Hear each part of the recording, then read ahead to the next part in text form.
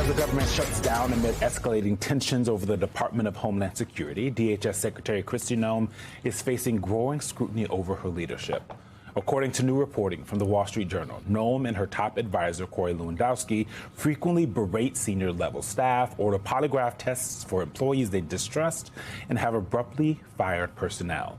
In one incident, Lewandowski fired a U.S. Coast Guard pilot after Noem's blanket was left behind on a plane. I, too, can't leave a plane without my blanket. I get it. After they had to switch flights due to a mechanical issue, according to people familiar with the matter.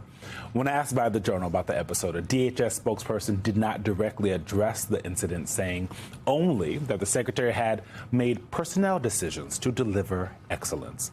MS Now has not independently confirmed that specific reporting, but that's not the only thing that's raising eyebrows. In a separate incident confirmed by MS Now's Laura Brown-Lopez, last year, Lewandowski made the unprecedented request to carry a federally issued firearm, despite having no law enforcement training. When a top ICE attorney declined to approve that request, Lewandowski placed that attorney on administrative leave and subsequently reassigned. Kevin Fry and Laura Brown-Lopez are back with us. There's a lot there. There's a lot there. Laura, this thing about the gun is interesting by itself. But when taken in all of the conversations about what Noem and Lewandowski are doing, how they're running the department, the frustrations that the White House has had with them over time, this is a entangled story here. It is, and I'll give you a few words that current and or recently former DHS employees have said to me when they're describing what the atmosphere is like at the department. They have said chaotic, they have said tyrannical, they have said that everything is a priority, which makes nothing a priority, right. That there are sometimes conflicting or at least different priorities coming from people like Kristi Noem and Corey Lewandowski versus Tom Homan, the border czar, versus Stephen Miller, the top advisor in the White House, who is the architect of much of these policies. So, and there's also this culture of fear, and they talk about fear and being afraid a lot because of the fact that they are worried about potentially being polygraphed. They are worried about things on their phones and their devices being tracked or any kind of conversations that they have being tracked. So there's a lot of fear amongst employees across the department,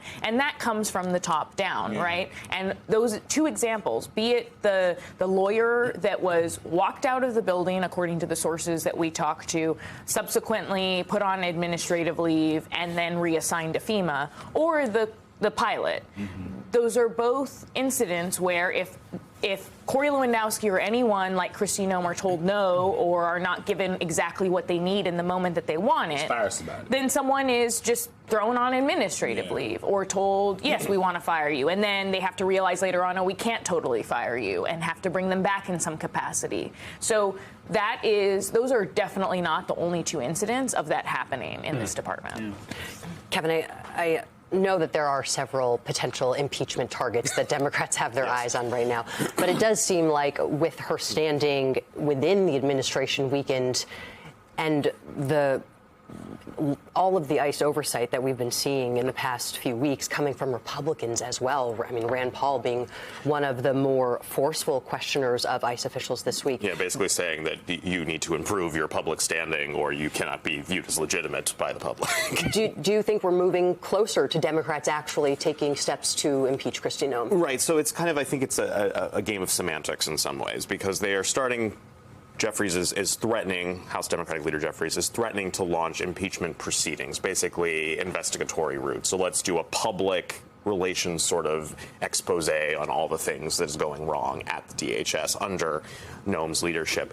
But he himself has outlined previously at press conferences when he's been pressed on the idea of impeachment that the numbers are not there. It's not going to get through maybe they could get through the House if you find some squishy Republicans. But it's obviously not going to pass through the Senate. Right. The way you'd need the higher threshold. So is it a game that's worth pursuing? Obviously, they can force a vote on this just because it's a privileged resolution. And I checked this morning, there were 187 co-sponsors on an impeachment resolution against Kristi Noem. Wow. She is going to be one of the main targets, I imagine. We also have seen a lot of frustration, obviously, with AG Ken Bondi. Right.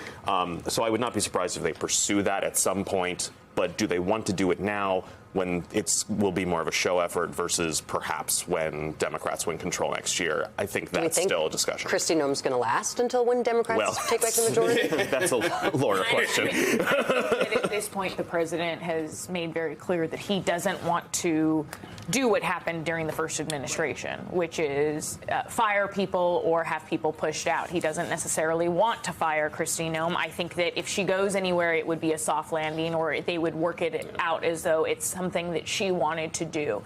And again, when he is asked, even just this week, about his confidence in Kristi Noem, he says she's one of the few that he actually says very nice things about repeatedly, and says that he's confident in her leadership and that he's happy with what she's doing. So they may be annoyed, and there are definitely fractures and friction points and infighting going on between different people that are around the president, be it Susie Wiles, the chief of staff, who's not necessarily fond of Corey Lewandowski, or Kristi Noem in their leadership. But again, Corey Lewandowski is incredibly close to the president and has a long-standing history with him. And I think that is helping them survive, and ultimately it is up to the president who stays and who goes. And right now there's no indication that they're going anywhere.